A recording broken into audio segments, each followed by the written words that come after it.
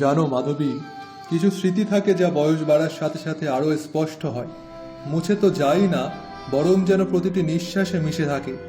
আজও সেই দিনটা আমার স্পষ্ট মনে আছে, যেন গতকালই ঘটেছিল।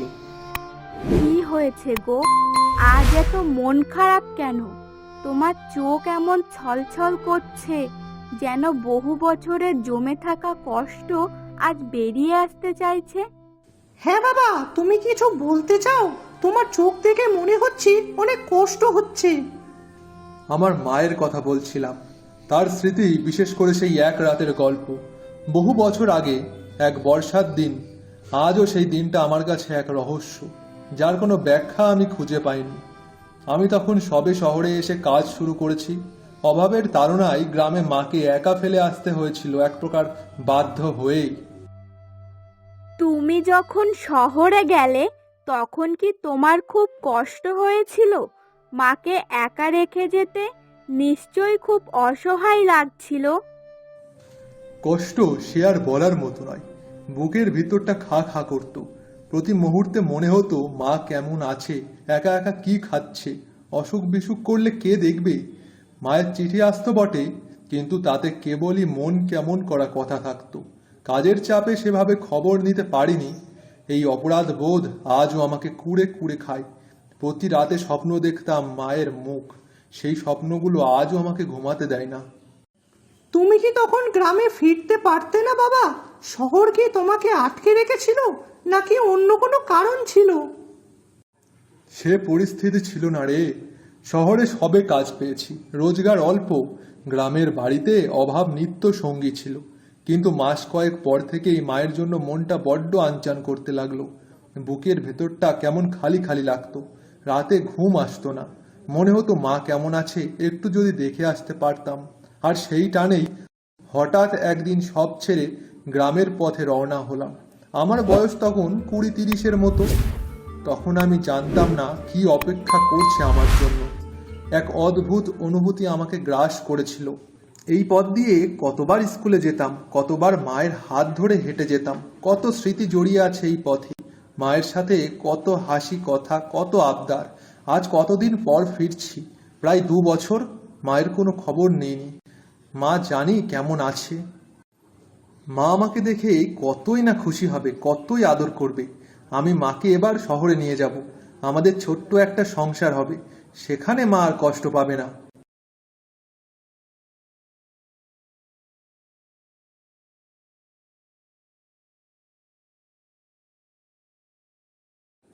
মা, ও মা, আমি অরুণ। আমি ফিরে এসেছি মা। অরুণ, তুই? আমার অরুণ, কখন এলি বাবা? খবর দিসনি তো। আমি তো বিশ্বাসই করতে পারছি না। হ্যাঁ মা, আমি এই তো এখনই এলাম। তুমি কেমন আছো? এত রোগা হয়ে গেছো কেন? শরীর খারাপ নাকি? আহা, আমার আবার কি হবে? বুড়ো হয়েছি, তাই গলা বসে গেছে। চোখেও তেমন দেখি না। আয় বাবা, কতদিন পরে এলি। আমার সব কষ্ট আজ ভুলে গেলাম।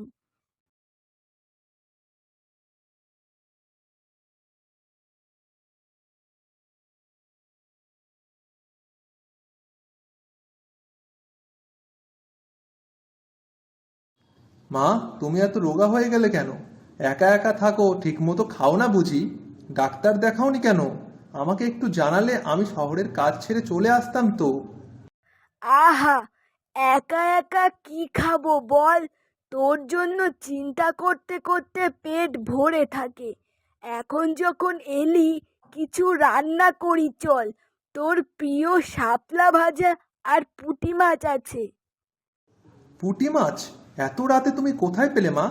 আর কে বা এনে দিল? বাজারে তো এখন মাছ পাওয়া যায় না। আজ বাজার থেকে নিয়ে এসেছি। কে এনে দেবে আবার? বুড়িমা কি এখনো চলতে পারে নাকি? তুই বস, আমি জল গরম করি।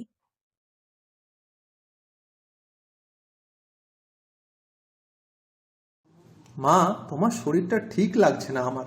তোমার কি জ্বর? কেমন ঠান্ডা ঠান্ডা অনুভব হচ্ছে তুমি যখন পাশ দিয়ে যাচ্ছ।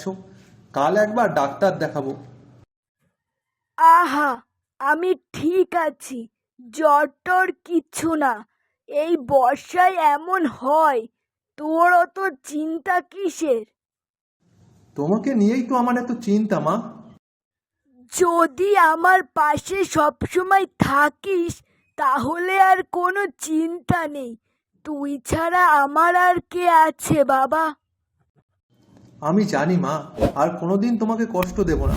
কাল সকালে উঠেই আমি গ্রামের ডাক্তারকে ডাকবো, তোমাকে শহরে নিয়ে গিয়ে বড় ডাক্তার দেখাবো।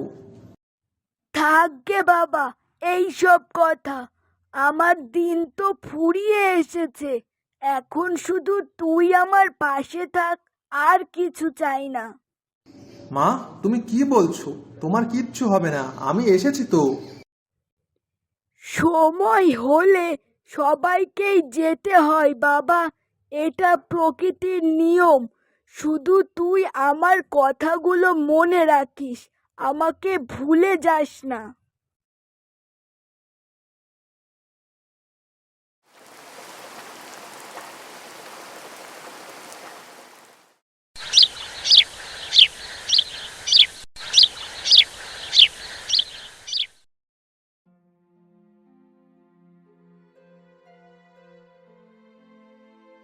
অরুণ, ও অরুণ, বাড়িতে আছিস বাবা? আমি রমেন, পোস্টমাস্টার।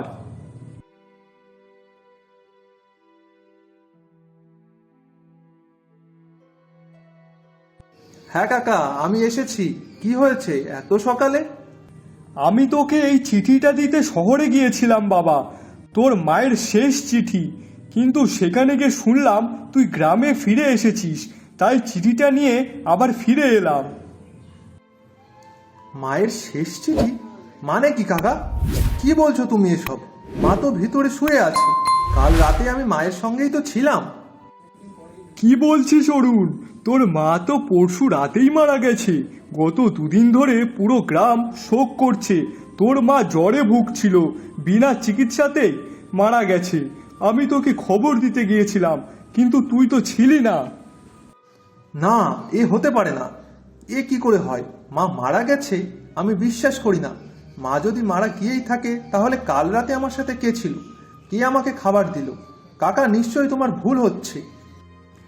জানি বাবা, তোর অনেক কষ্ট হচ্ছে, কিন্তু এটাই সত্যি। তোর মা বড় কষ্ট পেয়ে মারা গেছে। শেষ পর্যন্ত শুধু তোর নামই জপছিল। তোর জন্য এই চিঠিটা রেখে গেছে। চিঠিটা ছিল মায়ের শেষ কথা, তার হাতে লেখা শেষ কথা। বৃষ্টির জলে চিঠিটা আরো ঝাপসা হয়ে এসেছিল, কিন্তু তার প্রতিটা অক্ষর যেন আমার কানে বাজছিল। আমি পড়ছিলাম আর মনে হচ্ছিল মা নিজেই কথা বলছে। বাবা অরুণ, যদি এই চিঠিটা তোর হাতে পৌঁছায়, বুঝবি আমি আর নেই। তোকে একা ফেলে চলে গেলাম, ক্ষমা করিস।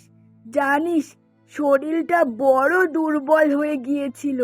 একা একা এই বর্ষায় আর পারছিলাম না। জ্বরটা যেন আমাকে খেয়ে ফেলছিল। 2 দিন কিছু মুখে দিতে পারিনি, শুধু তোর কথা ভেবেছি। হাঁড়িতে শেষ চালটুকু ছিল, তোর জন্য জমিয়ে রেখেছিলাম। ভেবেছিলাম তুই এলে তোকে রান্না করে খাওয়াবো, কিন্তু জানিস, এই শেষ চালটুকুও তোর জন্য রাখা হয়নি, কারণ আমি তোর আসার আগেই চলে যাচ্ছি। শেষ রাতে যখন মনে হলো তুই এসেছিস, তখন মনে হলো আমার সব কষ্ট শেষ। আমার আর কোনো দুঃখ নেই। আমার খুব ইচ্ছা ছিল আরেকবার তোর মুখটা দেখব, তুই আসবি, আমাকে জড়িয়ে ধরবি। সেই আশা নিয়েই বেঁচেছিলাম। মনে হচ্ছে তুই এসেছিস। কাল রাতে তোর উষ্ণতা অনুভব করছিলাম, তুই পাশে ছিলিস, তাই শেষ রাতে শান্তিতে ঘুমিয়েছি বাবা। তুই এসে থাকিস বাবা, তবে বুঝবি মা তোকে কতটা ভালোবাসে। কত কষ্ট সয়েছি তোকে দেখতে পাবো বলে।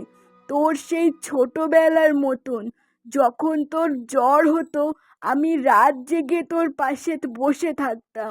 কাল রাতে তুই আমার পাশে ছিলিস, মনে হলো যেন সেই দিনগুলো ফিরে এসেছে আর আমার সব দুঃখ ঘুচে গেছে। ইতি তোর মা। সেই রাতেই মা আমার পাশেই ছিল, নিজের প্রাণটুকু দিয়েও আমার শেষবার মুখ দেখতে চেয়েছিল। আমি নিজের দোষেই মাকে চিনতে পারিনি। বাবা, এটা কি তাহলে অলৌকিক ঘটনা ছিল? ঠাকুমা কি সত্যিই তোমার পাশেই ছিলেন? জানি না বাবা, সেটা ভূত না অদ্ভুত। আমি সে রাতে মাকে দেখতে পেতাম, মায়ের আওয়াজ শুনতে পেতাম, কিন্তু ছুতে পারতাম না। শুধু তার ভালোবাসার উষ্ণতা অনুভব করতাম। কিন্তু এটা ছিল মায়ের স্নেহ আর ভালোবাসার এক অবিশ্বাস্য ঘটনা। তোমার মা তোমার পাশেই ছিলেন, সেটাই সবচেয়ে বড় কথা। তার ভালোবাসা চিরকাল তোমাদের সাথে থাকবে। হয়তো সেটাই তার শেষ আশীর্বাদ ছিল। তুমি ভেঙে পড়ো না, মা তোমার সাথেই আছেন। হ্যাঁ, থাকবে। আর থাকবে এই শেষ চিঠি, যা আমাকে বারবার মনে করিয়ে দেয় মায়ের অপরিসীম ভালোবাসার কথা। এই চিঠিটা শুধু একটা কাগজ নয়, আমার মায়ের আত্মা, আমার জীবনের শ্রেষ্ঠ সম্পদ। তোমরা কখনো তোমাদের মা বাবাকে অবহেলা করো না। কাজ, টাকা পয়সা, সম্মান এসব আসবে যাবে, কিন্তু মা বাবার ভালোবাসা আর সময় একবার চলে গেলে আর ফেরে না। আমার মতো ভুল তোমরা করো না।